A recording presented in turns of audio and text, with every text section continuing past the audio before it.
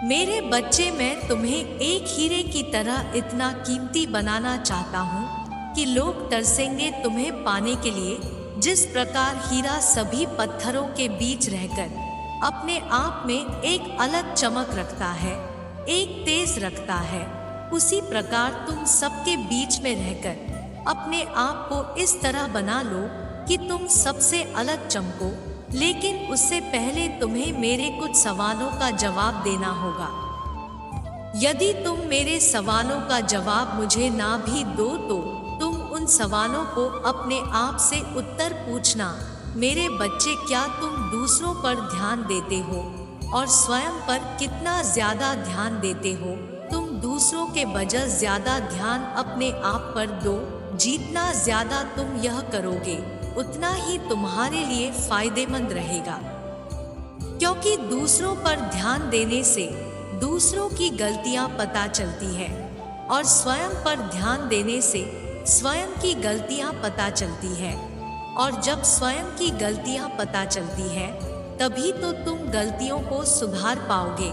मेरे बच्चे, ऐसा करने के लिए तैयार हो तो 444 अंक टाइप करो। मेरे बच्चे, यदि तुम दूसरों पर ध्यान दोगे तो तुम अपनी गलतियों को कभी सुधार नहीं पाओगे, क्योंकि संसार का यही नियम है।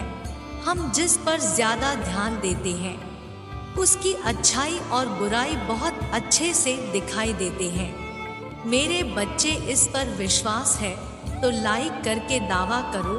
दूसरा बात यह है मेरे बच्चे कि तुम अपने अंदर की खूबी को ध्यान रखते हो, लेकिन तुम अपने अंदर की कमियों को ढूंढ लो।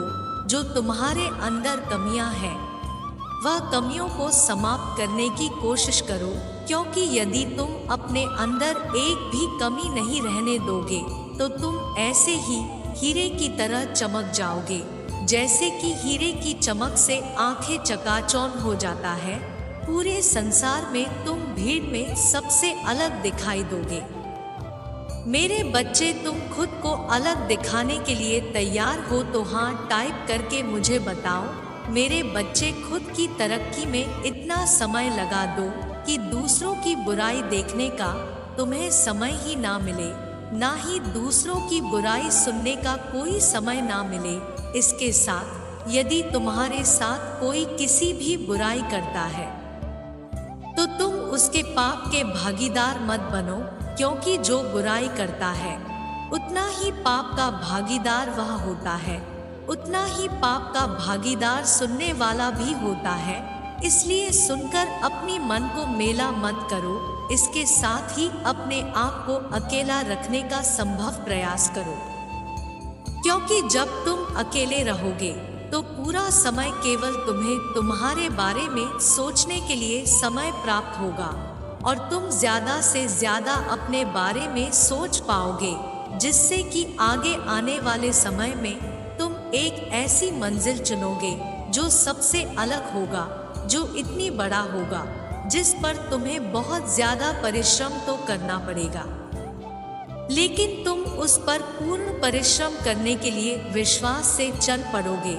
मेरे बच्चे, इस पर विश्वास है तो 888 अंक टाइप करके इस चैनल को सब्सक्राइब करो। मेरे बच्चे, क्योंकि यदि तुम्हें सबसे अलग दिखना है तो तुम्हें यह करना ही होगा। तुम्हारा चुना हुआ मार्ग, यदि तुम्हारे मन में तुम्हें कोई मार्ग समझ नहीं आ रहा या मंजिल कोई समझ में नहीं आ रहा तो तुम हमेशा मेरे समक्ष जब भी खड़े होते हो पूजा करने के लिए, तब तुम अपने मन में यह विचार रखकर ही पूजा किया करो कि तुम्हें जीवन में कुछ बहुत बड़ा करना है। हमेशा यह बात तुम्हारे मस्तिष्क में घूमती रहनी चाहिए। जितना ज्यादा तुम मस्तिष्क में इस बात को या इस विचार को घुमाओगे उतना ज्यादा प्राकृतिक में विराजमान शक्ति तुम्हारी उस मंजिल तक स्वयं ही ले जाएगा, क्योंकि मेरे बच्चे, प्राकृतिक में स्वयं मैं विराजमान हूँ और तुम अपने जीवन को एक चमकता हुआ सितारा बनाने के लिए केवल इस बात पर ध्यान रखो कि भीड़ में ना चलकर अपने आप को चमकाने की कोशिश करो। एक मेरे बच्चे, तुमने अपने जीवन में अच्छे बुरे बहुत से परेशानियों को देखा है, परंतु कुछ परिस्थितियों में तुम बिना कोई दोष किए ही दोषी आरोपित हो जाते हो। तो कुछ परिस्थितियों में यदि तुम किसी का भला करने जाते हो तो उल्टा तुम्हारे साथ ही बुरा व्यवहार करते हैं और तुम्हारी हंसी उड़ाते हैं, जिसके कारण तुम्हारे मानसिक स्थिति में परिवर्तन आ जाता है और तुम क्रोधित होकर दूसरों की भलाई करने की इच्छा त्यागने का विचार करने लगते हो। किंतु मेरे बच्चे, यदि जगत में हर व्यक्ति एक तरह की सोच रखने लगेगा, यदि हर कोई बुराई से डरकर अपने अंदर की अच्छाई को मार देगा, तो वास्तव में हमारे जीने का उद्देश्य ही क्या रह जाएगा। मेरे बच्चे, एक बात सदैव स्मरण रखना, किसी भी डर के कारण या किसी के गलत बातों के कारण तुम्हें अपनी अच्छाई को नहीं त्यागना है, क्योंकि ईश्वर सदैव उनके हृदय में वास करते हैं जिनके विचार और व्यवहार में सच्चाई का वास होता है। मेरे बच्चे, क्या तुम्हें मुझ पर विश्वास है? मैंने तुम्हें कई बार यह बात कही है, जब भी तुम्हें मार्ग नजर ना आए, तुम्हें बेचैनी महसूस हो, तब आंखें बंद करके अपना पूरा ध्यान नेत्रों के बीच में केंद्रित करना और स्मरण करना, तुम्हें सही मार्ग अवश्य ही नजर आ जाएगा। मेरे बच्चे, मैं तुम्हें एक खुशखबरी देने आई हूँ जिसे जानकर तुम्हें बहुत खुशी होगी, इसलिए तुम मेरी बातों को ध्यान पूर्वक सुनकर समझ लो, जिससे कि तुम्हारे जीवन में वह खुशी भी प्राप्त हो सके। मेरा यह संदेश अंत तक जरूर सुनना, क्योंकि यदि तुम्हें मेरा संदेश प्राप्त हुआ है तो निश्चित ही वह खुशी तुम्हें इस संदेश सुनकर प्राप्त होगी।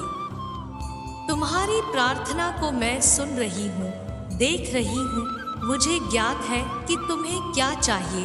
तुम्हारे मन मंदिर में जो बातें चल रही है वह मेरी कानों तक सुनाई दे रही है, क्योंकि तुम्हारी भक्ति में बहुत शक्ति है।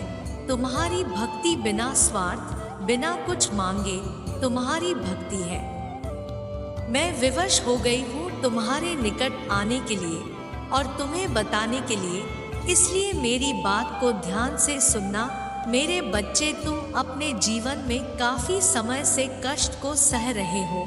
जिस प्रकार कांटे से भरे रास्तों पर चलने पर कांटे चुभने पर पांव में घाव हो जाता है, उसी तरह तुम्हारे जीवन में समस्या उत्पन्न होने पर तुम्हारे जख्मों से भरे दिल से उन मुसीबतों को सह रहे हो।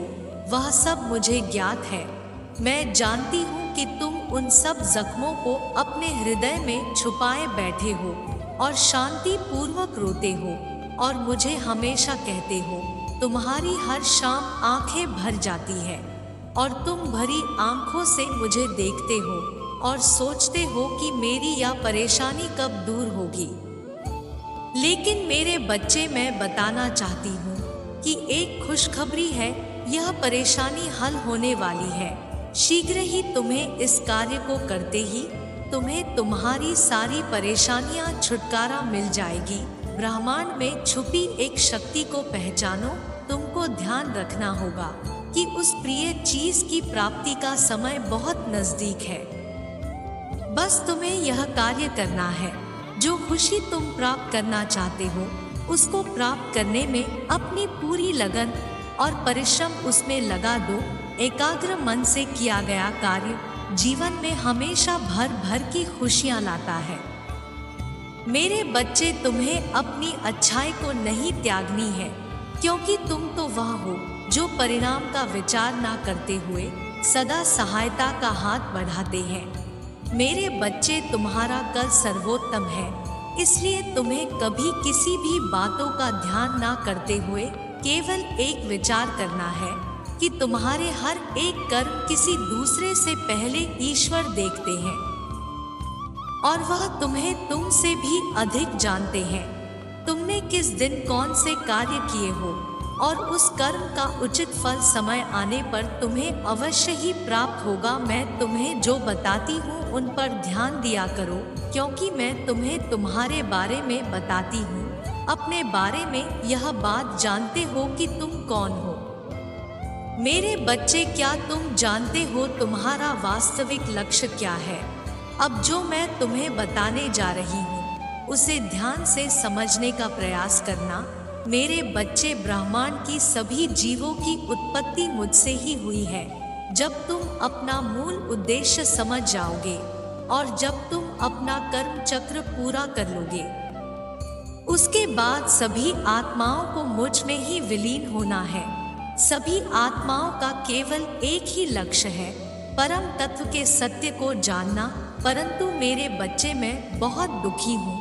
मेरे सभी बच्चे संसारी चकाचौंध में आकर अपने लक्ष्य से भटक गए हैं। मैं जानती हूँ इसके दोष तुम्हारा नहीं है।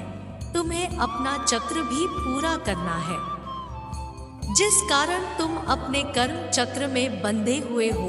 परंतु तुम्हें यह जानना बेहद आवश्यक है, तुम्हारे द्वारा किए गए पूर्व अच्छे कर्म तुम्हें अच्छे फल देंगे। वहीं दूसरी ओर यदि तुम बुरे कर्म करोगे तो वह बुरे कर्म तुम्हें दुख देंगे। यह कर्मफल सभी जीवों को स्वयं भोगना पड़ता है। इसमें मैं स्वयं तुम्हारी कोई भी सहायता नहीं कर सकती। किंतु मेरे बच्चे, एक बहुत ही प्रसन्नता की बात है, तुम अपनी चेतना के वास्तविक लक्ष्य को जानने की ओर बढ़ रहे हो। आखिर कब तक इस लोक में भटकते रहोगे, जन्म मृत्यु के चक्र में? मेरे बच्चे, परमानंद तो मेरे गोद में है। मुझ में से अनंत प्रसन्नता व्याप्त होती है। मेरे बच्चे, तुम इसी पृथ्वी लोक पर रहते हुए भी उस परम आनंद का कुछ अंश महसूस कर सकते हो। अब तुम्हें भक्ति के मार्ग पर चलना होगा। एक स्मरण करते हुए ईश्वर की भक्ति में लीन होकर देखो। तुम्हें अधिक सुख शांति संसार की किसी भी वस्तुओं में नहीं मिलेगी।